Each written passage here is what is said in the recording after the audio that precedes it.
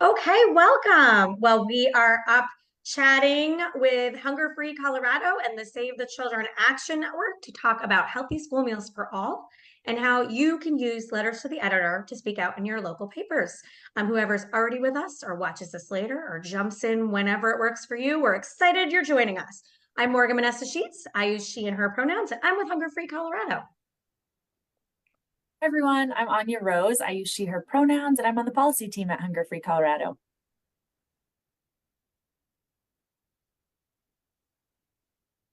Hi all, I'm Anya Bustamante. I'm the Colorado State Manager for Save the Children Action Network and use she, her pronouns.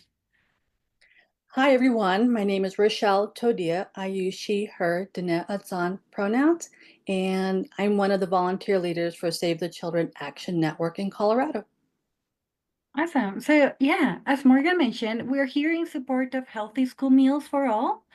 So you guys might remember in 2022, Colorado became a national leader for child nutrition through the passage of Proposition FF, Healthy School Meals for All.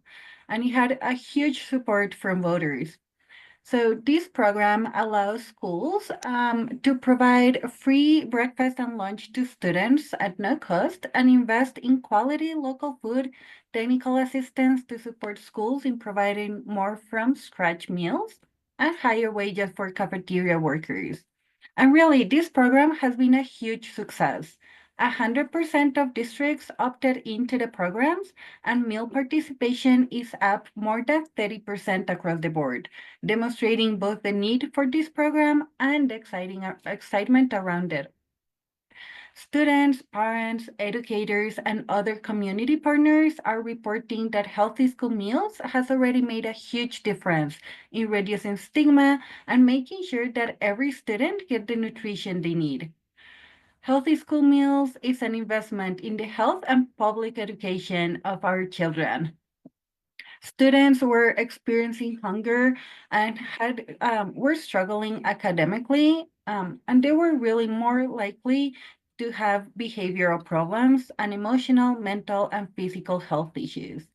So these school meals are positively affecting their health and attendance, reducing disciplinary infractions and increasing test scores. So far, healthy school meals for all participation have been higher than expected, with a 36% increase in school breakfast and 31% increase in school lunches. So this program also includes components to improve meal quality while benefiting local agriculture and workers that will go into effect when the program is fully implemented. So last November, or the passage of Prop FF made Colorado the third state in the country to guarantee healthy school meals, and since then, momentum has continued to build across the nation, with other 5 states passing similar programs. So children really should not have to worry about the cost of lunch or skip a meal because the family cannot afford it. But 2 out of 5 families are struggling to put food at the table. And for many children, breakfast and lunch at schools are the most nutritious meal they'll eat all day. That's why Save the Children Action Network is supporting the future of Colorado healthy school meals for all. And I'll pass it on to Anya to tell us a little bit more about where we are today. Thank you, Anna. So as Anna shared, Healthy School Meals for All has been a huge success as it's gotten off the ground in Colorado. It has also had higher participation than was expected, and it went into effect at a time of peak food inflation. So that means we are incredibly grateful that it was here and available to Colorado families at a time when we really needed it.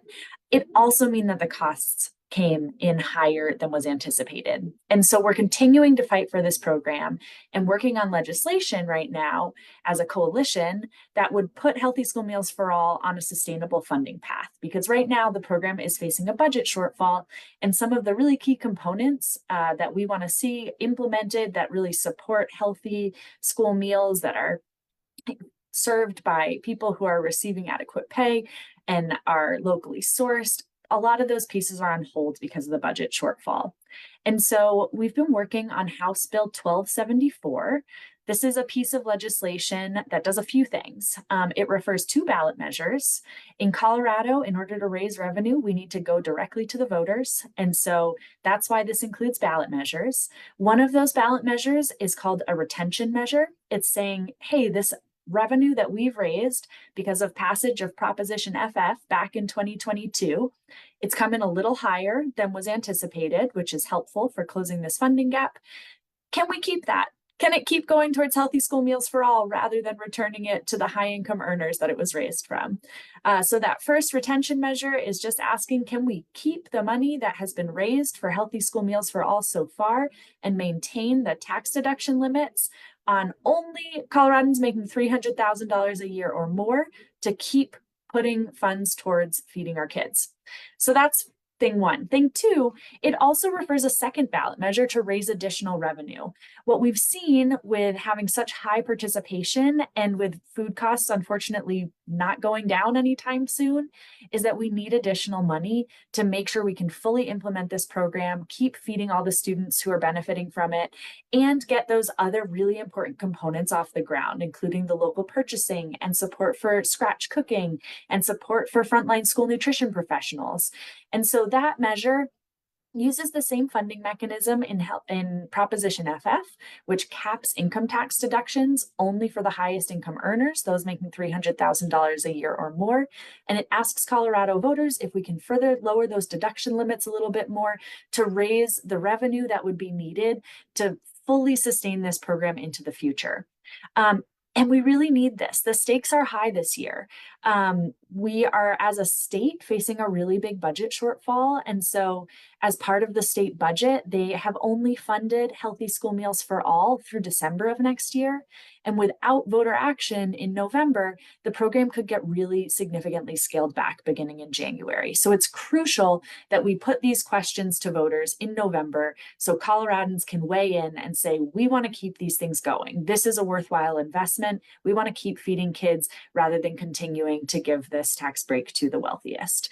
And so those are two of the ballot measures that the bill refers. And then we're looking to the future and trying to recognize that there's a lot going on. There are some uncertainties. And so this bill also lays out a mechanism for implementing those grant programs in a way that's sustainable and ongoing. And so it provides a path for implementing the local purchasing and the training and technical assistance and the wage boost for frontline school nutrition professionals in a way that ensures they can be steady and ongoing. So those will go into effect, and it gives a mechanism to implement them and sort of phase them in at different levels depending on the size and the health of a reserve for the program to make sure that into the future, we can continue making sure that we cover meals for all students. Thanks so much, Anna and Anya, for opening us up to make it clear, why this program is needed, that it is absolutely working and making a positive difference for Colorado families and schools and keeping our kids fed, and also what's going on at the legislature this year. So we want to keep kids fed, and there's lots of ways for people to speak out and help make that happen. A number of organizations that we're working with, including Hunger Free Colorado, has action alerts out there. So you can click that link and reach out to your House members, reach out to your senators in these last weeks, and be part of expressing and demonstrating the broad support across the state. People from all over have been coming and lobbying at the General Assembly. Well, a really simple but powerful way that we wanted to focus today that people can make their voices heard are letters to the editor in local newspapers. Those local papers are throughout Colorado, large and small. Many of them are still daily newspapers where every day those editors are looking to fill an opinion page. People in the community commenting on the issues that matter to them. And in the weeklies, they're doing them once a week. They exist throughout the state. Legislators absolutely pay attention to what is being talked about in their local papers. People in your community, your neighbors, like to see what people are talking about on those opinion pages. So they're also an education tool. And then as we get these letters printed, we're making sure that lawmakers see them, get them in front of them to say, look, people in your community support this program. They want us to pass this bill to fully fund this important program in all of the elements. And so letters to the editor are something you can do from home. in your free time. I know none of us have enough of that free time, but you can do them at night before you bring those kids to school. You can do them at, in the morning, I meant, or at night when you get home from work. You can do them while you're streaming at night. You can do them when it works for you. So they're a powerful tool that you can make work to make your voice heard. So Rachelle, what are some tips that you would have for people that want to use this effective way to speak out for healthy school meals for all?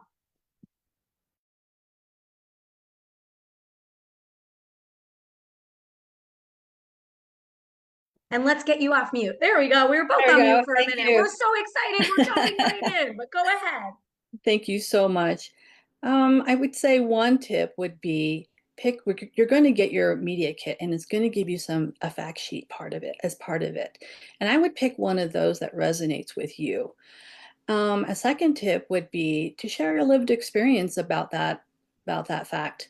That will really help bring a voice and humanize what is going on from you as the writer and as the voter. And then thirdly, I would suggest once your LTE is published, I would share it on your social media channels. Pick one that has the most and run with that. And those are my tips. Thanks so much. Those are great ones. So sometimes we're afraid to make that lobby call or send that email because we don't think of ourselves as legal experts or policy experts, but you're an expert in your life. You're an expert in why this program matters to your community. So thank you so much for that. We're going to actually go ahead and show you a great tool that we have to help you speak out and to help you use your voice on this issue. So I'm going to open up what we have is a toolkit. And when we are done talking with you all today, we will make sure to put within the chat and the discussion page for this event on our Facebook page, and we'll share it widely, a few different resources. We will share that fact sheet that Rachelle just mentioned. We will share an FAQ, or a frequently asked questions, and that actually has some really great statistics if you want to feel like, ooh, I have this statistic to back up my view or back up my experience. We've got those for you. And we also really want to make sure to share with you as well our toolkit. So right up there, you can see on my screen that we have created together as a collaboration. And friends on the panel, thumbs up. Everybody can see this great? Good, good. Just making sure. We've got a collaborative letter to the editor toolkit, and it's got a little bit of everything for you. It has some of the rules to know and the things to consider. Rochelle's were really, really great. And then we've got some additional sort of more nuts and bolts tips for you as well about including your contact information so they can get in touch with you. Only your city will be published. You do not have to worry about your phone number and email being included in the letter when it's publicly shared, but the editors, when they're reviewing them, will want that in case they want to reject you and make sure that you indeed wrote it or tell you how great it is before they publish it. And then you want to include a call to action. And right now, that call to action is absolutely urging lawmakers to support House Bill 1274, which Anya did such a great job of breaking down for us. And so we want to make sure to get those out there now in the last few weeks of the legislative session. You can send letters to more than one newspaper, but you can't send the same letter. So you want to change it up a little, change the opening, share a different story. Same call to action. We got to get this bill through to fully fund the program. And you can also reach out once you've submitted it. A lot of the newspapers will have an online form for submission, but you can still follow up an email or call and see if they've had a chance to look at your letter. If that gives you a little bit of an anxiety, go ahead and use that online form. We get it. Also, it's quick and you can squeeze that in, and among all the other things you're doing in your life are also really important. We've got some talking points in the toolkit that you can look through together and see. We've got those that are sort of policy oriented, what the program does, and we've got ones that can help you make your case about what the program does, how it helps, how it improves. And then we've got a breakdown on the bill again, in case you're wanting additional confidence to know how to talk about it. And actually right there are links to the fact sheet and the FAQ, though I will also make sure. We've also got contact information in there. Myself working with the Hunger Free Colorado team, and then Louisa Spofford, who's a wonderful Save the Children Action Network team member as well. We're right in there. We included our emails. We wouldn't do so if we didn't want you to reach out. We would love to support Colorado voters to speak out for this program. We've also even got sample letters in this toolkit, and we hope that this makes it really, really easy for you to make your voices heard.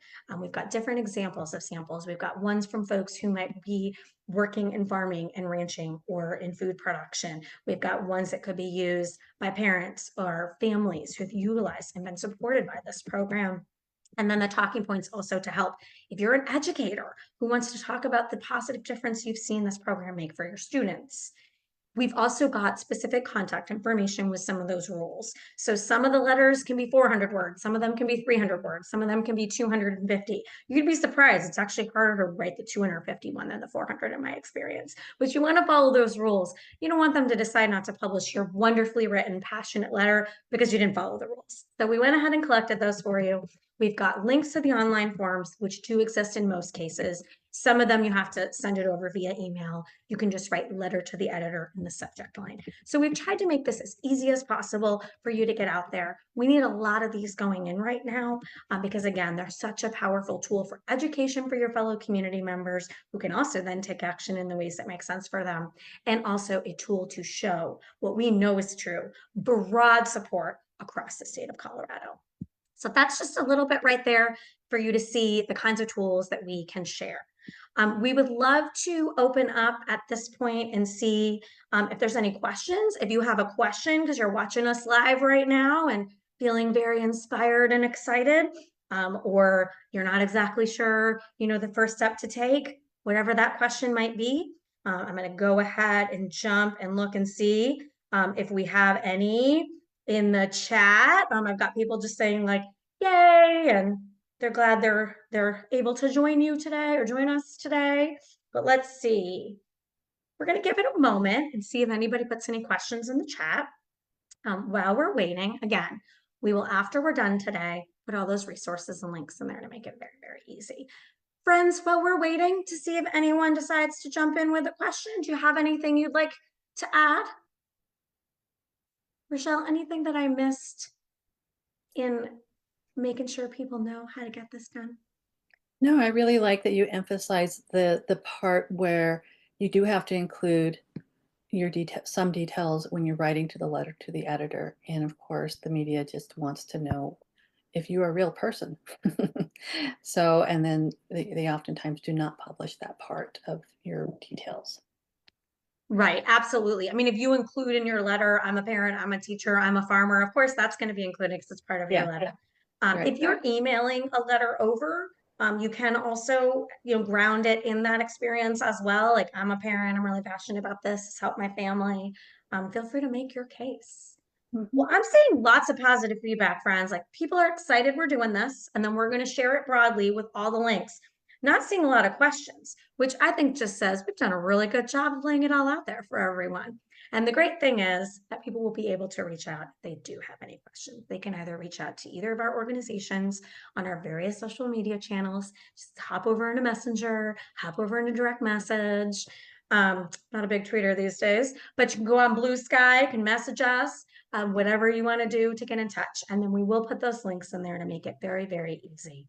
But we really need you to take those few minutes, 250 words, just on an issue that is so, so important and that we need your support on today. So any closing remarks for anyone? Anna, anything else you'd like to ask people to do in these last few weeks of session that Save the Children Action Network might be working on? Go ahead. Yeah, thank you so much. We have 3 weeks, more or less, give or take, before end of session. We're glad we got through the hump of doing the state budget. So we're just focusing on finish up strong, making sure we get the healthy school meals for all through the finish line. And then we'll start working on getting the voters to share their thoughts on these programs and fully funded. So thank you so much to everyone that joined us or is watching this video. Yeah, reach out if you have any questions, but I hope we see Colorado inundated by letters to the editor. Yes, and good point too, Anna, that the job will not be done. We got to get this bill across the finish line, but then we're also going to need you to show up in your communities throughout this campaign leading up to November. We know a majority of voters support this. They've made this clear. We know there's a great need that's only growing with a lot of the economic realities of this moment. And so we're going to have to keep getting it done after that. So this will be a wonderful tool for you to be able to use on any issue that you care about, including absolutely digging in and committing with us to getting this done through the session in the next few weeks and then through with the voters in November. We good, ladies? We good to go and get them out there doing their letters? Okay, so we're ending 10 minutes earlier than we thought we would. I think you should use those 10 minutes to write that first letter. Get it in. Let us know if you have any questions. Do not hesitate to reach out if we can be helpful. We want to help you get out there, and let's keep kids fed. Let's keep improving the health of kids in our community, close those educational gaps. Let's fund healthy school meals for all. All right. Thank you so much, and get writing those letters.